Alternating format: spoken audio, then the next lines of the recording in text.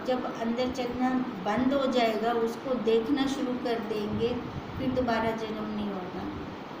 हम कुछ भी देखो, मैं खा रहा हूँ या मैं सुन रहा हूँ, है ना, या मैं कहीं जा रहा हूँ, तो उसमें क्या मेन आती है कि मैं शरीर से मिलकर कर रहा हूँ सारा कुछ। जो मैं शरीर से मिलकर करता हूँ तो वो तो ये अनात्मा को ही मैंने सच्चा मान के किया। जब यहाँ से दृष्टि हट जाएगी, इस स्थूल से दृष्टि हट जाएगी, जब ये लगना शुरू हो जाएगा कि ये कर रहा है, ये सो रहा है, ये देख रहा है, तब जब ऐसा दिखना शुरू हो जाएगा, फिर दोबारा जन्म नहीं होगा। क्योंकि मैं तो कुछ करता ही नहीं, मैं तो वो साक्षी, मैं वो परमात्मा, वही परम आत्मा, वो कहीं बाहर नहीं है, वो इधर ही है। जब दृष्टि ऐसी बन जाएगी तब आगे कोई जन्म नहीं होगा। अब राम जी पूछ रहे हैं, वशिष्ठ जी ने कहा कि इसी प्रकार शिखर ध्वज की ऐसी ही दोबारा उत्पत्ति होगी। हे राम, जब इस सर्ग में 7 मनवंतर और 4 चौपी द्वापर युग की बीत जाएगी, तब जम्बूद्वीप के मालव देश में एक श्रीमान शिखर ध्वज राजा होगा, परंतु वह आगे होने वाला उस सा शिखर ध्वज दूसरा होगा। अब एक तो ये होगा, अब जैसे कहते हैं इंद्र भी बहुत हो गए, ब्रह्मा भी बहुत हो गए। अब वो बहुत कैसे हुए?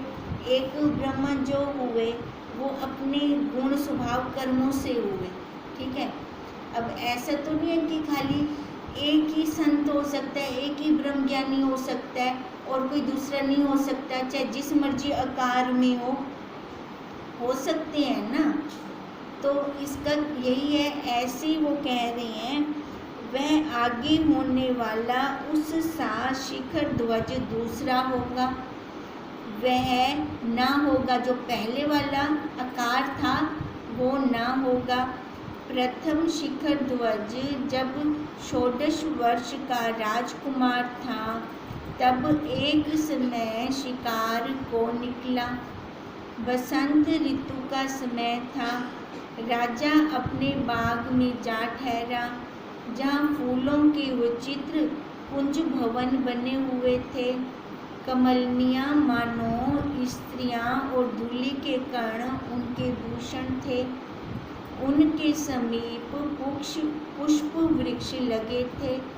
इसी प्रकार भंवरी और भंवरों की सुंदर लीला देख राजा को विचार उपजा कि मुझे स्त्री प्राप्त हो तो मैं भी केली करूं। निदान उसे अधिक चिंतना हुई कि कब मुझे स्त्री मिलेगी और कब उसके साथ फूल की शैया पर शयन करूंगा।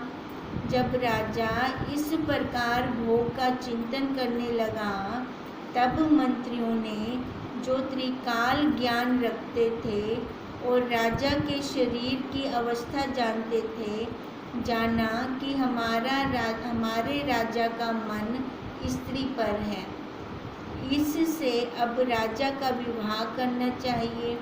निदान एक राजा की कन्या जो बहुत सुंदर थी और वर चाहती थी, उससे राजा शिखर ध्वज का विवाह शास्त्र की विधि से किया और राजा बहुत प्रसन्न होकर अपने घर आया। उस स्त्री का नाम चुड़ाला था। वह बहुत सुंदरी थी। उससे राजा की बहुत प्रीति हुई और उस स्त्री का भी राजा से बहुत स्नेह था। जो कुछ राजा मन में चाहता वह रानी पहले ही पूरा कर देती थी। उनकी परस्पर प्रीति ऐसी बड़ी जैसे भंवरे और भंवरी में होती है। एक समय राजा मंत्रियों को राज्य का भार सौंपकर वन को गया और वहाँ नाना प्रकार की क्रियाएं करते हुए दोनों ऐसे विचरते थे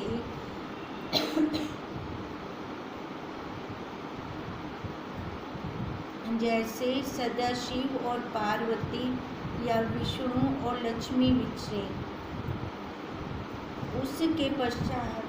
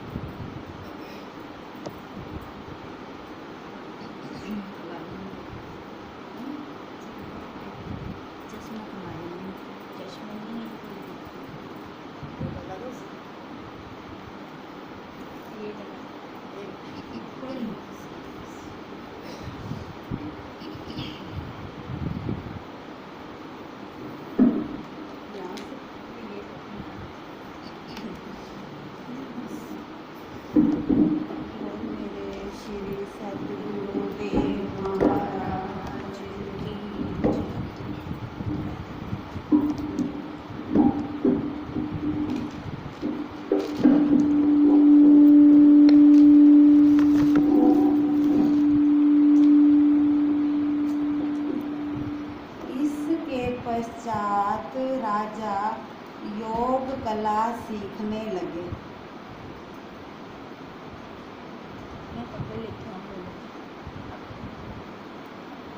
इधर रानी राजा को भोग कला सिखाती थी।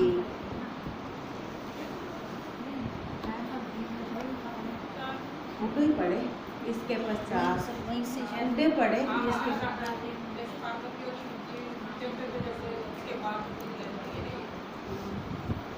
इसके पश्चात राजा योग कला सीखने लगे। इधर रानी राजा को भोग कला सिखाती थी। इसी प्रकार वे दोनों संपूर्ण कलाओं में पारंगत हुए। चुड़ाला की बुद्धि राजा की बुद्धि से तीक्ष्ण थी। वह शीघ्र ही सब बातें जान लेती और राजा को सिखाती थी। इति श्री योग विशिष्टे निर्वाण प्रकरणे शिखर ध्वज चुड़ालो प्राप्तियों नाम 66 सर्गा समाप्त। योग वशिष्ठ जी बोले, हे राम, इसी प्रकार जब राजा और रानी ने अनंत भोग भोगे तो जैसे कुंभ में छिद्र होने से शनय शनय जल निकलता है, वैसे ही शनय शनय उनके यौवन के दिन निकल गए। जब वृद्धा अवस्था आई तब राजा और रानी को वैराग्य उत्पन्न हुआ। वैराग्य से यह विचारने लगे कि यह संसार मिथ्या और विनाशी है, एक सा नहीं रहता, और ये भोग भी मिथ्या है। इतने काल तक हम इन्हें भोगते रहे, पर तृष्णा पूर्ण ना हुई, बढ़ती ही गई। हे राम, इस प्रकार राजा और रानी वैराग्य से विचारते रहे कि ये भोग मिथ्या है और हमारी यौवन अवस्था भी व्यतीत हो गई है। जैसे बिजली का चमत्कार क्षण मात्र होकर बीत जाता है, वैसे ही उनकी यौवन अवस्था व्यतीत हो गई और मृत्यु निकट आई है। जैसे नदी का वेग नीचे चला जाता है, वैसे ही आयु व्यतीत हो जाती है। और जैसे हाथ पर जल डालने से यह बह जाता है वैसे ही यौवन अवस्था निवृत्त हो जाती है। जैसे जल में तरंग और बुलबुले उपज कर लीन हो जाते हैं, वैसे ही यह शरीर क्षण भंगुर है। जहाँ चित्त जाता है वहाँ दुख भी उसके साथ जाते हैं, निवृत्त नहीं होते।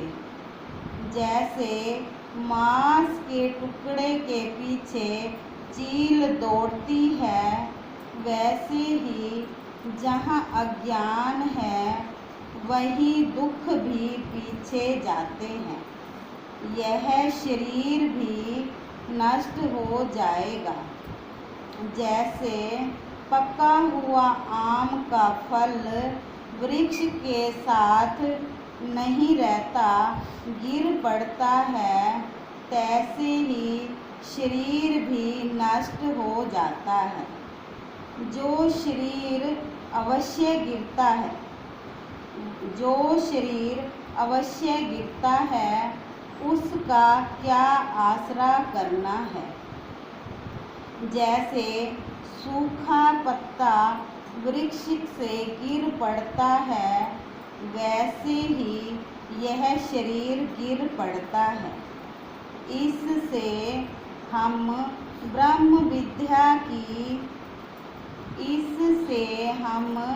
ऐसा कुछ करें कि संसार रूपी रोग निवृत्त हो।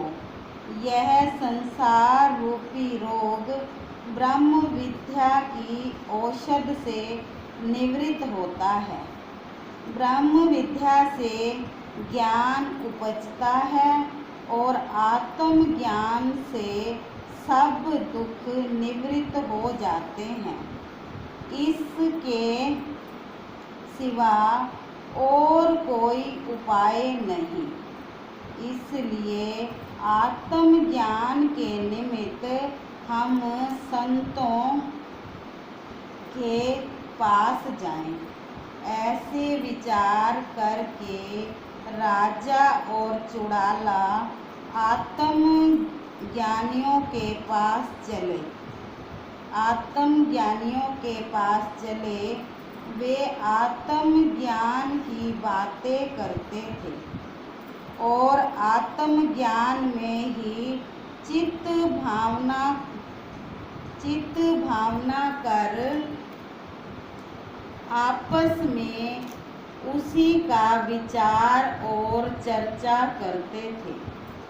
निदान वे ऐसे संतों के पास पहुँचे जो संसार समुद्र से तारने वाले और आत्मज्ञानी थे। उनकी पूजा करके उन्होंने उनसे प्रश्न किया। राजा और रानी ने उनसे ब्रह्म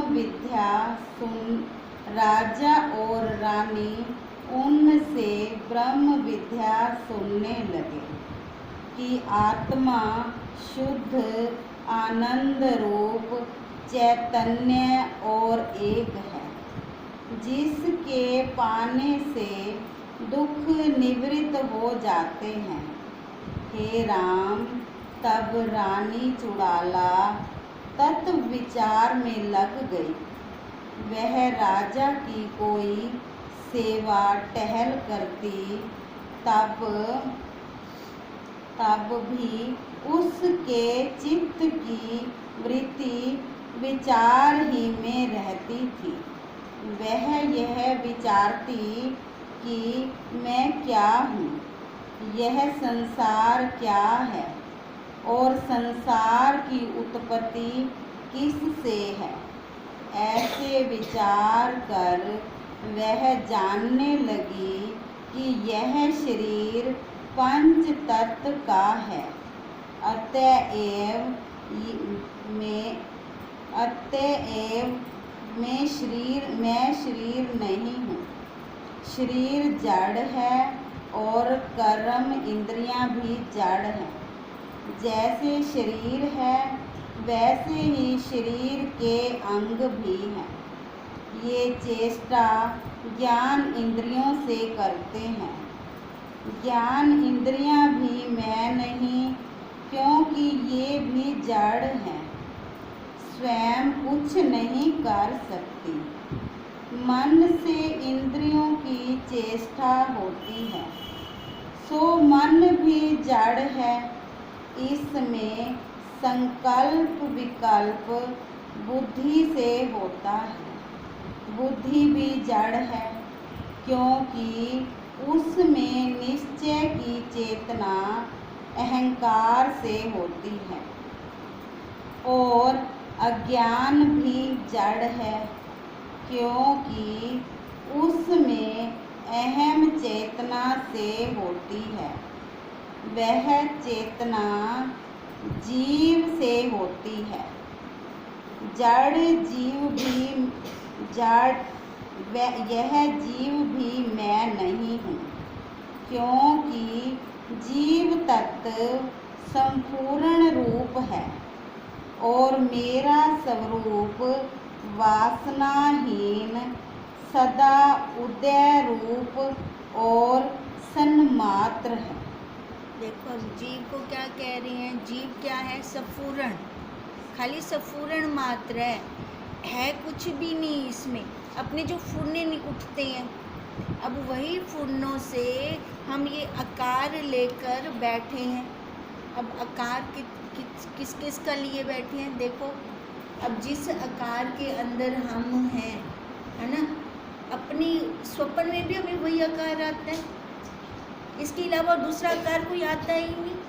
मतलब इस आकार का भी हमें कितना ज़्यादा अहम हो गया अंदर से कि मैं स्त्री हूँ। हमने कभी अलग आकार का स्वप्न देखा? नहीं देखा। अब कहते हैं जो ये शरीर है ना, ये सारा ही जड़ है।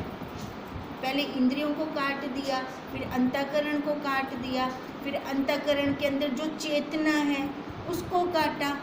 चेतना से कहा कि ये जीव बना बैठा है। अब ये जीव बनकर चल रहा है ना, हम क्या बन जाते हैं? मिनट मिनट में अंदर राग द्वेष हो जाता है हमारे। अब वही राग द्वेष से हमारा आगे जन्म का कारण है, वही चल रहा है। अब देखो, अब दोनों को कितना वैराग्य हुआ, वैराग्य हो गया ना। हाँ, दोनों को वैराग्य हो गया।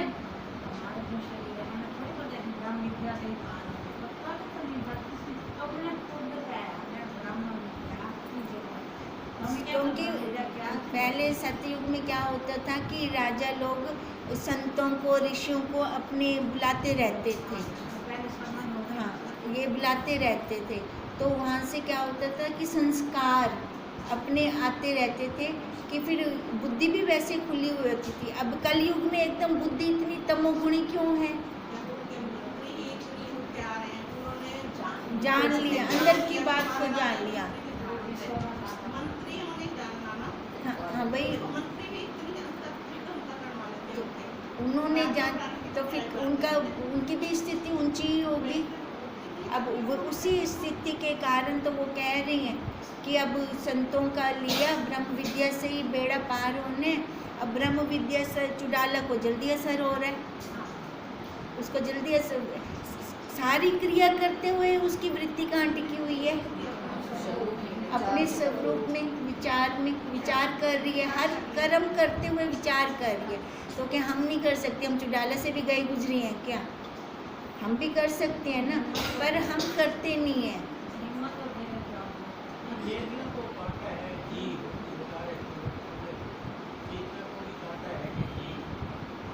चेतना को बोला है कि जो चेतना है वो कैसी आई? सफूरने से। सफूर्ण जैसे बनता है तो वो जीव बन जाता है। पहले ही हमें बता दिया कि ये वासनाओं का पुतला, वासनाओं से ही तो जन्म पा रहा है ना आगे। यही उन्होंने पहले ही बता दिया हमें। अब यही कह रही है कि वह चेतना जीव से होती है। हाँ, उसको भी काटना है। मेरा बड़ा सौभाग्य है और कल्याण होने वाला है। इसी से चिरकाल के उपरांत मैंने अपना स्वरूप पाया है, जो अविनाशी, अनंत और आत्मा है।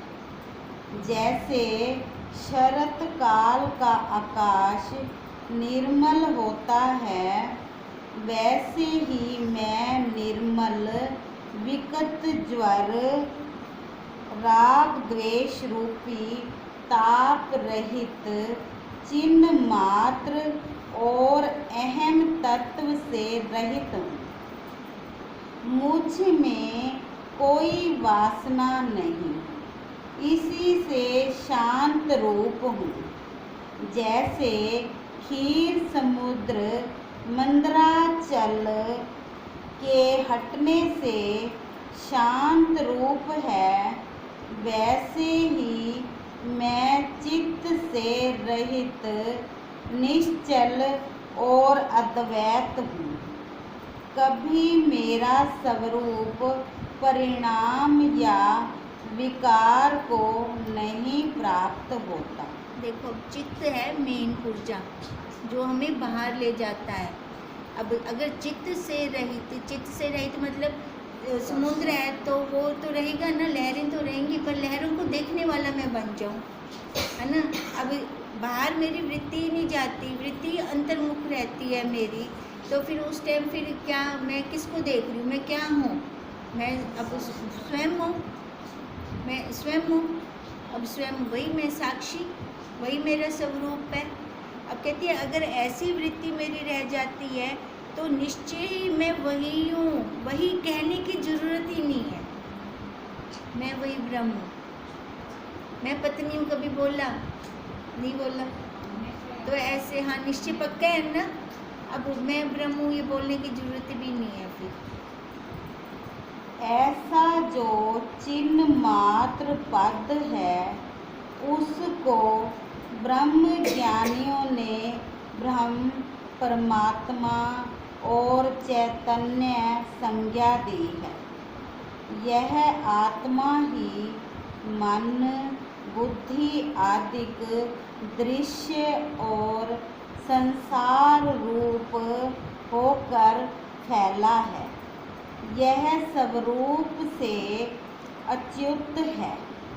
चित्त के चेतने से इसमें नाना आकार भासित होते हैं, पर वे सब रूप आत्मा से भिन्न नहीं है।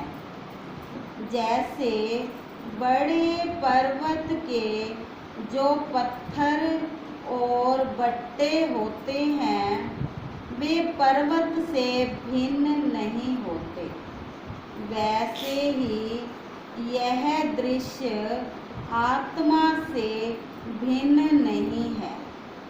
ये आकार ऐसे हैं जैसे गंधर्व नगर नाना आकार का हो भासित होता है, पर ज्ञानवान को एक रस है और अज्ञानी को भेद भावना है। जैसे बालक मृत्तिका के खिलौने, हाथी, घोड़ा, राजा, प्रजा आदि बनाता है, और जिसको मृत्तिका का ज्ञान है, उसको मृत्तिका ही वे सब भासित होते हैं, भिन्न कुछ नहीं प्रतीत होता।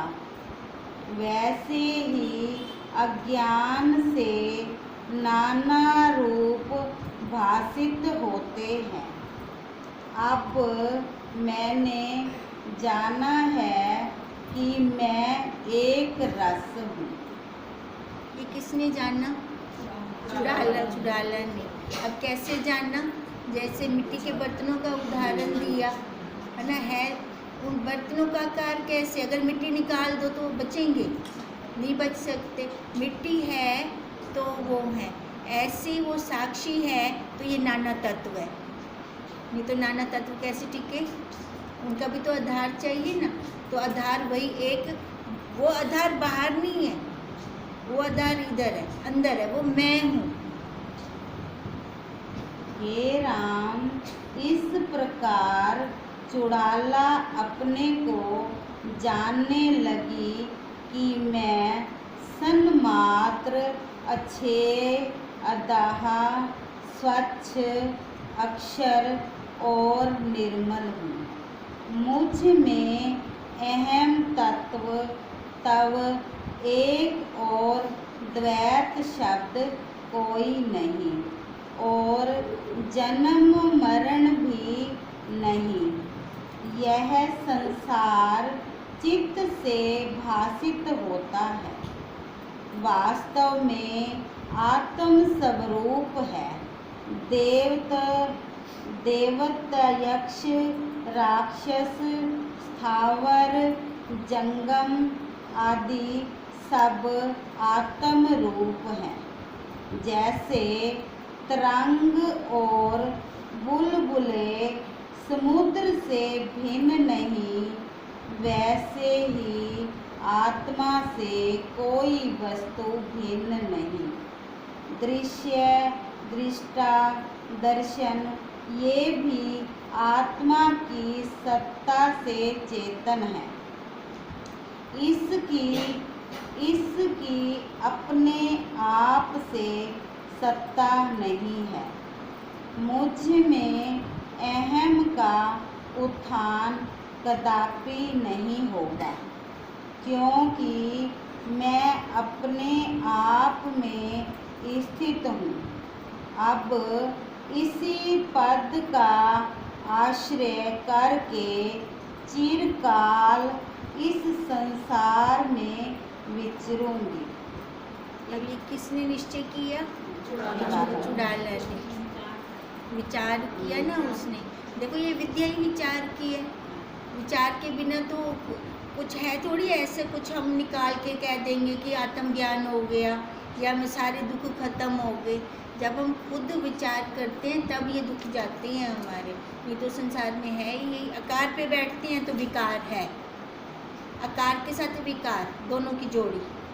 अगर आकार को ही हटा दो तो विकार भी हट गया, विकार हट गया तो दुख है ही नहीं। इति श्री योग वशिष्ठे निर्वाण प्रकरणे चुड़ाला प्रबोधनो नाम सर्गा समाप्त। वशिष्ठ जी बोले, हे राम, फिर चुड़ाला जिसकी तृष्णा निवृत्त हो गई थी और जो दुख, भय और भोग वासना से निवृत्त होकर केवल शांत पद को पाकर शोभित हुई थी, पाने योग्य पद पाकर जानने लगी कि इतने काल तक मैं अपने स्वरूप से गिरी थी, अब मुझे शांति मिली है और सब दुख मिट गए हैं। अब मुझे कुछ ग्रहण और त्याग नहीं करना है। अब मैं अपने आत्म स्वभाव में स्थित हुई हूँ। निदान एकांत में बैठ उसने समाधि लगाई। जैसे वृद्ध गऊ पर्वत की कंदरा पाकर तृण और घास से बहुत प्रसन्न होती है, वैसे ही अपने आनंद रूप को पा पड़ा है मैंने नीचे। और घास से बहुत प्रसन्न होती है, वैसे ही अपने आनंद रूप को पाकर चुड़ाला उसी में अवस्थित हुई। हे राम, वह ऐसे अनंत को प्राप्त हुई जिसको वाणी से नहीं कह सकते। तब रानी को देखकर राजा शिखरध्वज को बड़ा आश्चर्य हुआ। वह बोला, हे अंगने, अब तुम फिर यौवन अवस्था को प्राप्त हुई हो और तुमको कोई बड़ा आनंद प्राप्त हुआ है। शायद तुमने अमृत का सार पान किया है, इससे अमर हुई हो, या किसी योगीश्वर से तुमने इस कला को प्राप्त किया है, अथवा त्रिलोकी का ऐश्वर्य तुम्हें प्राप्त हुआ है। क्या बात है, हे अंगने, तुम्हें कौन वस्तु मिली है? तुम्हारे चित्त की वृत्ति से ऐसा जान पड़ता है कि तुमने अमृत का सार पान किया है, व त्रिलोकी के राज्य से भी कोई अधिक पदार्थ पाया है। तुम तो किसी ऐसे बड़े आनंद को प्राप्त हुई हो जिसका आदि अंत नहीं है। अब तुम में भोग वासना भी नहीं देखती, शांत रूप हो गई हो। जैसे शरत काल का आकाश निर्मल होता है, वैसे ही तुम में निर्मलता दिखती है और तुम्हारे श्वेत केश भी बड़े सुंदर लगते हैं। इसलिए बताओ, तुम्हें कौन सी वस्तु हुई है? प्राप्त हुई है। लिखना नहीं तो लिखना। अब देखो, चुड़ाला को राजा कह रहा है, भी क्या हो गया है? पहले तो बुढ़ापे से एकदम जवान कैसे हो गई है। अब जो अपना ज्ञान होता है ना, सारे विकार, दुख, रोग, शोक सारे मन के हटा देता है। जब मन एकदम शांत निर्मल हो जाता है ना, फिर उस टाइम अपनी अवस्था वैसे ही खिल जाती है। चाहे आकार में विकार हो, शरीर जैसा मर्जी हो गया हो, पर अंदर से कितनी अनुभूति आती है कि वो बाहर तक झलकती है। अब वो उसकी झलक रही थी। झलकने के बाद राजा ने भी प्रश्न किया उससे कि केड़ा तो अमृत पान कर दिए जाए या कोई योग क्रिया सीख दिए, जनरल तो जवान थी गई हूँ बोला। अब योग क्रिया क्या है? ये सारी ये अपना आत्म ज्ञान है ना, अपना विचार।